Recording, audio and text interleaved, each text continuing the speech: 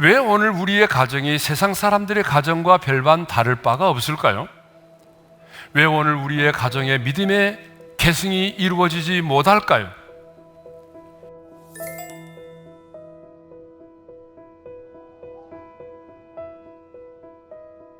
예나 지금이나 가정 예배는 축복의 통로입니다. 왜냐하면 가정 예배를 드릴 때에 아버지는요, 가정의 영적 제사장으로서의 영적 권위를 갖게 되는 거예요. 뿐만 아니라 가정 예배를 드릴 때에 그 가족들 안에 영적인 소통이 이루어집니다. 서로의 마음을 이해하게 되고 공감을 하게 됩니다. 자녀는요, 우리 아빠가 지금 어떤 어려움을 겪고 있는지 알게 되는 거예요. 부모 역시 내 사랑하는 자녀의 고민이 무엇이고 지금 내 자녀의 마음이 어떠한 상태에 있는지까지도 알게 되는 거죠. 그래서 가정 예배가 너무 중요해요. 그런데 우리는요, 너무나 바쁘고 분주하다는 이유만으로 가정의 예배를 드리지 못할 때가 있어요. 아니, 주일에 한 번 교회 나와서 예배를 드리고 내 사랑하는 자녀를 주일학교에 보내는 것만으로 신앙생활의 소임을 다하는 것으로 착각을 하고 있단 말입니다. 그러나 여러분, 아닙니다. 그것만으로 우리의 가정이 믿음의 명문 가문이 될 수가 없습니다. 가정 예배의 회복이 없이는 사탄의 공격으로부터 여러분의 가정을 지킬 수가 없습니다. 아니, 가정의 예배의 회복이 없이는 여러분의 가정이 축복의 통로가 될 수가 없습니다. 그러므로 의인의 장막인 우리의 가정에 반드시 무너진 가정의 예배가 회복되어야 합니다.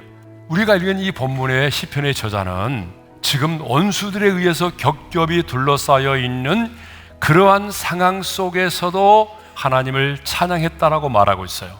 자신을 에워싸고 있는 그 원수들이요, 자신을 밀쳐서 넘어뜨리려 한다는 거예요.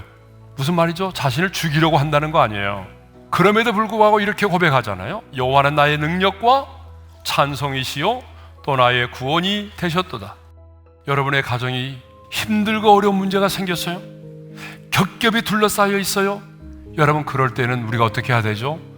더 온 가족이 한 상에 둘러앉아서 우리의 가정에서 기쁜 소리, 구원의 소리가 울려 퍼지도록 해야 한단 말입니다. 온 가족이 함께 둘러앉아서 하나님의 말씀을 묵상하고 기쁜 소리, 구원의 소리로 하나님을 찬양하기 시작할 때에 어떤 일이 일어날까요? 하나님은요, 가정 예배에 대한 축복을 약속하셨는데 그 첫 번째가 뭐냐 그러면 여호와의 오른손이 권능을 베푸신다는 거예요. 하나님의 오른손은 무엇을 상징하느냐? 강한 손, 권능의 손을 상징해요. 내 인생 가운데, 우리의 가정 가운데, 기도 제목 가운데 하나님이 권세와 능력으로 역사하신다는 거죠. 그 강한 오른손으로 닫혀있는 인생의 문들을 열어주시기도 하시고, 넘어져 있는 자가 있다면 일으켜 세워주실 것이고, 병든 자가 있다면 고쳐주실 것이고, 그 가정을 향한 마귀의 모든 관계를 수포로 돌아가게 만들어 주실 것입니다. 두 번째로 여호와께서 하시는 일을 선포하게 된다는 거예요. 내가 죽지 않고 살아서라는 표현이 있어요.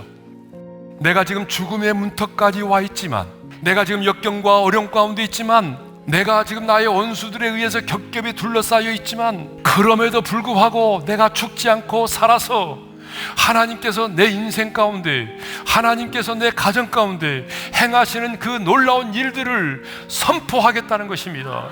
내 인생이 너무나 힘들고 어렵지만 그럼에도 불구하고 좌절하지 않고 포기하지 않고 살아야 될 이유가 있습니다.